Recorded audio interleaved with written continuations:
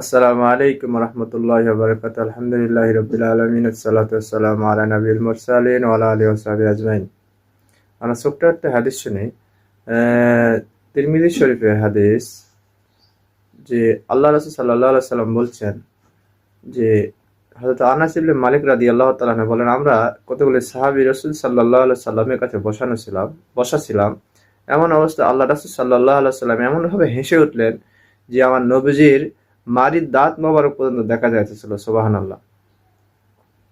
নবীজি সাল্লাল্লাহু আলাইহি সাল্লাম যখন হাসলেন এবং সাহাবীদেরকে বললেন, হে সাহাবারা, আমি কিসের জন্য বা কি জন্য আমি হাসলাম তোমরা কি জানো? সাহাবীরা বললেন, ইয়া রাসূলুল্লাহ, আল্লাহ এবং আল্লাহ রাসূলই ভালো জানে, আপনি কিসের জন্য হাসছেন, আমরা কেমন করে বলবো ইয়া রাসূলুল্লাহ। নবীজি বললেন, আমি এই জন্য হাসলাম যে কিয়ামতের ময়দানে যখন আল্লাহ সুবহানাহু ওয়া তাআলা বিচার কায়েম করবেন, তখন আল্লাহ সুবহানাহু ওয়া তাআলার সামনে বান্দারা বলবে, বান্দা এবং আল্লাহ সুবহানাহু ওয়া তাআলা তর্কে লিপ্ত হবে। কি হবে? তর্কে লিপ্ত হবে। এই জন্য যে বান্দা আল্লাহ সুবহানাহু ওয়া তাআলাকে বলবে, হে আল্লাহ, আপনি তো আমাকে দুনিয়াতে পাঠাইছিলেন, আমি আজ নিজে সাক্ষী দিব, আপনি অবশ্যই আমাকে জুলুম হতে বিরত রাখেছেন। আল্লাহ সুবহানাহু ওয়া তাআলা বলবে, হ্যাঁ, আমি অবশ্যই জুলুম হতে বিরত রাখেছি। তখন বান্দা বলবে, হে আল্লাহ, আজকে আমি আমার নিজের সাক্ষ্য নিজেই দিব, অন্য কোনো কারো প্রয়োজন নাই। আল্লাহ সুবহানাহু ওয়া তাআলা বলবেন, আচ্ছা ঠিক আছে, তোমার সাক্ষ্য তুমি নিজেই দাও। তখন আল্লাহ সুবহানাহু ওয়া তাআলা বান্দার মুখের জবান বন্ধ করে দিবে। কি দিবে? বান্দার মুখের জবান বন্ধ করে দিবে এবং প্রত্যেকটা অঙ্গ প্রত্যঙ্গ সে বান্দার বিরুদ্ধে সাক্ষী দিবে। হাত, মুখ বাদে হাত, চোখ, নাক, পেট, পা যতগুলো আছে সব বান্দার বিরুদ্ধে সাক্ষী দিবে।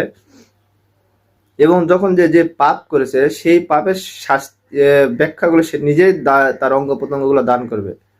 তাহলে আমরা বুঝতে পারলাম যে আমরা নিজের ভুল নিজেই করতেছি আল্লাহ সুবহানাহু ওয়া তাআলার কাছে যায়, যে আমরা আমাদের নিজের সাক্ষী দেব। আল্লাহ সুবহানাহু ওয়া তাআলা মানুষের মধ্যে তো ফেরেশতা নিযুক্ত করে রেখেছেন। আমি এর আগে বলেছিলাম যে প্রত্যেকটা মানুষের কাছে লিখিত ফেরেশতা রয়েছে। তারপরে সেদিন বান্দা এবং আল্লাহর সাথে তর্কে লিপ্ত হবে যে আল্লাহ, আমি আমার নিজের সাক্ষ্য নিজেই দিব। তখন মানুষের অঙ্গ প্রত্যঙ্গ যখন আল্লাহ সুবহানাহু ওয়া তাআলার কাছে যখন সাক্ষ্য পেশ করবে, তখন অঙ্গ প্রত্যঙ্গগুলা বলবে, আজ তোমরা ধ্বংস হও, তোমরা ধ্বংস হও। কাকে বলবে? নিজের আত্মাগুলোকে, নিজের জীবনকে বলবে, তোমরা ধ্বংস হও, কারণ তোমাদের সঙ্গে থেকেই আমার এই পাপে লিপ্ত হয়েছে। হাত দ্বারা পাপ করেছি, কান দ্বারা শুনেছি, চোখ দ্বারা দেখেছি, পা দ্বারা পাপের কাজে ধাবিত হয়েছি। বিভিন্ন ধরনের অঙ্গ প্রত্যঙ্গগুলো যেভাবে সাক্ষী দিবে, আল্লাহ সুবহানাহু ওয়া তাআলা বললেন, তখন বান্দা নিজের সাক্ষ্যে নিজেই ফেঁসে যাবে।